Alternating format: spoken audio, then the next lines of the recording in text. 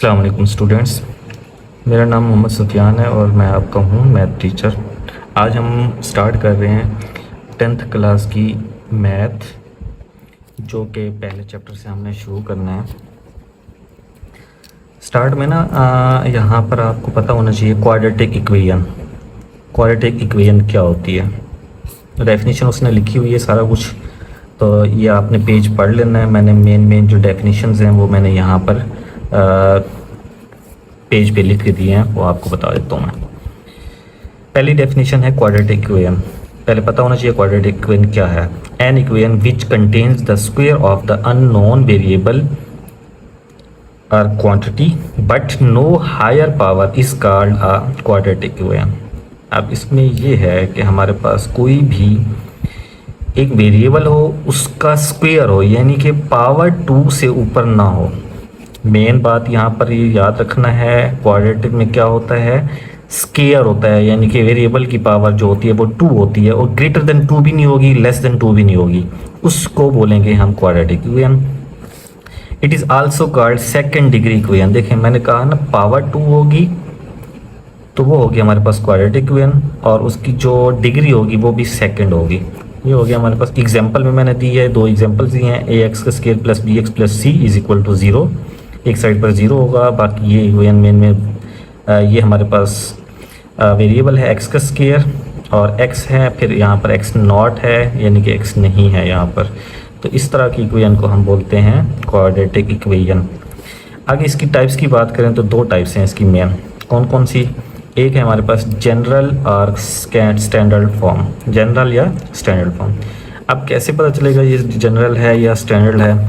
इसमें आपने ये देखना है, एक जनरल है, एक स्टैंडर्ड, जनरल या स्टैंडर्ड एक ही है, और दूसरा प्योर क्वाड्रेटिक इक्वेशन। अब इनमें फ़र्क आपको पता होना चाहिए कि जनरल कौन सी होती है और दूसरी हमारे पास प्योर कौन सी होती है। यहाँ पर हमने देखना है स्टैंडर्ड में और प्योर क्वाड्रेटिक में क्या फ़र्क है। स्टैंडर्ड क्वाड्रेटिक में हमने एक बात याद रखनी है कि हमारे पास ए बी सी की वैल्यू होंगी, तीनों की वैल्यू होंगी। क्या मतलब इसका? जैसे कि हम जानते हैं एक्स का स्केयर प्लस 7 एक्स का square plus 7x plus 9 is equal to 0। देखें ये वैल्यू होती है ए की, ये वैल्यू ए की होती है, और ये जो x के साथ होती है ये b की वैल्यू होती है, और जिसमें x नहीं होता विदाउट x वो होती है c की। देखें ए बी सी तीनों की वैल्यूज़ मौजूद हैं। अगर तीनों की मौजूद होंगी तो उसको हम बोलेंगे क्वाड्रेटिक, स्टैंडर्ड क्वाड्रेटिक।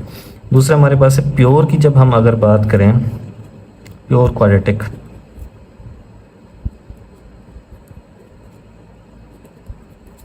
इक्वेशन की जब बात करेंगे, इसमें मैं एग्जांपल बताता हूँ। अगर हमारे पास इसमें b वाली वैल्यू मिस हो, यानी कि x की वैल्यू मिसिंग हो, तो वो होती है हमारे पास प्योर। कैसे? x का square minus 9 is equal to 0 ये आ जाए, या आ जाए x का square plus 3 is equal to 0। अब देखें ये इसके साथ 1 होता है, क्योंकि कोफिशिएंट इसका कुछ भी नहीं है तो 1 कंसीडर किया जाता है। ये तो आ जाएगी a की वैल्यू। अब x जिसके साथ होता है वो होती है b की वैल्यू। x है नहीं इसमें, तो b यहाँ पर क्या होगा, 0 होगा, और c की वैल्यू हमारे पास यहाँ पर है 3। तो ये हो गया हमारे पास क्वाड्रेटिक, स्टैंडर्ड क्वाड्रेटिक और प्योर क्वाड्रेटिक इक्वेशन का आपस में फ़र्क। ये टाइप्स हो गए हमारे पास।